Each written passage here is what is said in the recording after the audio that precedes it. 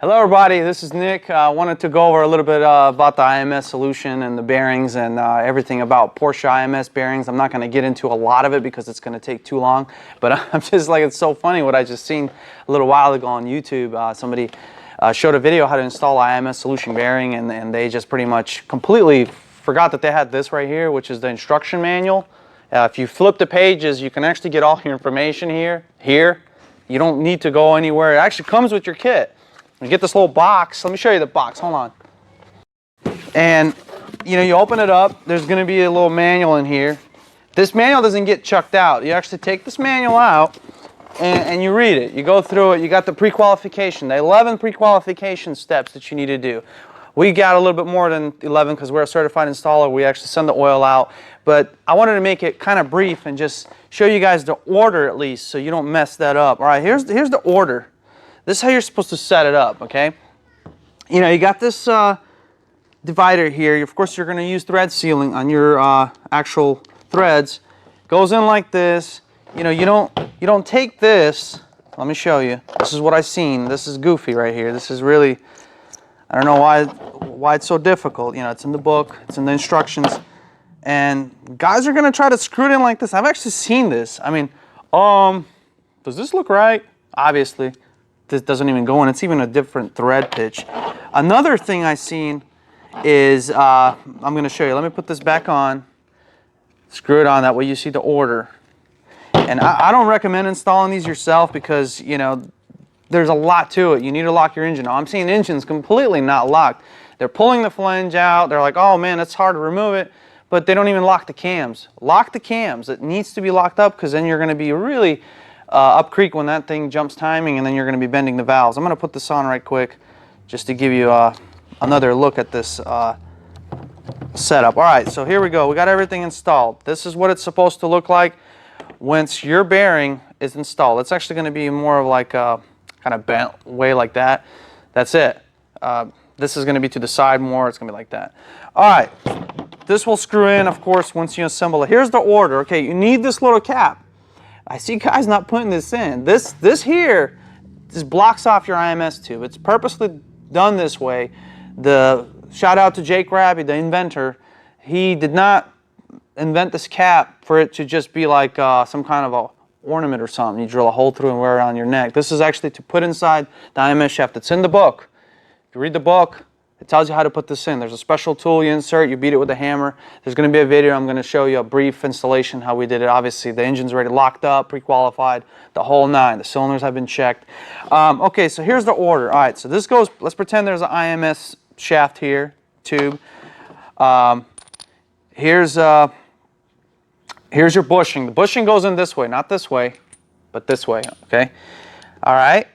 All right, now here's a special little spacer. This is not here just for fun. Like, oh, what is this? This is here for a reason. That goes in here. I see that miss too on the last video I just watched. And then that's your retainer right here. This is your, basically a retainer lock that locks it all in place. And once you do that, then you beat in the flange. You lubricate everything here, then you put it in like this. Then you got this little nut. You put it in here like this. And then you follow the procedures that are in this book that outline the torque specs and everything else that you're supposed to do when you're installing this bearing. Super simple if you just read this book. Critical part of the IMS bearing installation and the pre-qualification. People just tend to just ignore it. I recommend you bring it in and let us install the bearing because there's going to be nothing like this missed. We do dozens a year. We are a certified installer shop. We'll certify your bearing. We'll send everything out. And it's going to be done professionally, and there's no problems, no guessing. We'll notch the holes properly for the actual line right here, and everything's going to be done good. So there's going to be a little video I'm about to show you, a little short clip, how we're actually, this one's already going to be installed, this little cap, but how we're putting the bushing in, how we're beating that in, how we're installing this and torquing everything. So stay tuned for that, and again, thank you again. Have a nice day. We're going to go ahead and put this thing in here.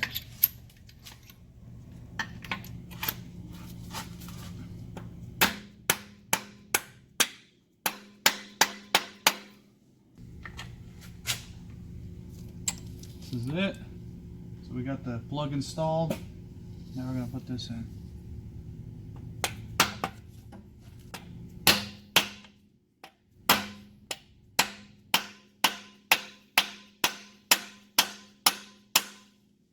That's it.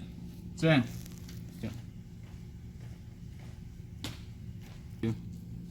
Okay, so we're gonna put this protective shim in here. Just like that. And then we're gonna put this snap ring back in.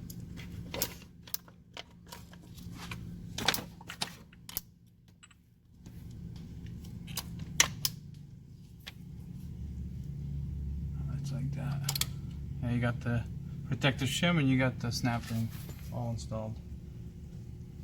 Now we're going to clean it up real good and install the last portion of the IMS bearing. Okay, so we're ready to install the flange. I got it all greased up.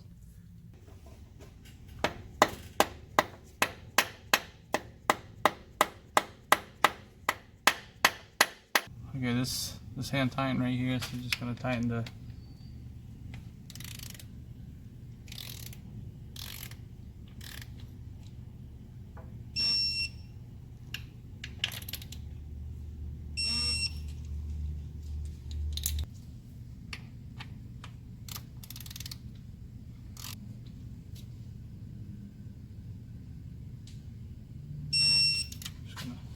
that's it.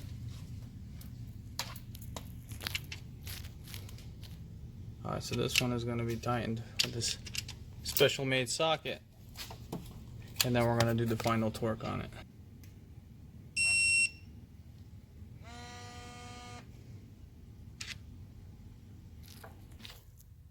Okay, so now we got everything torqued, including the center flange nut.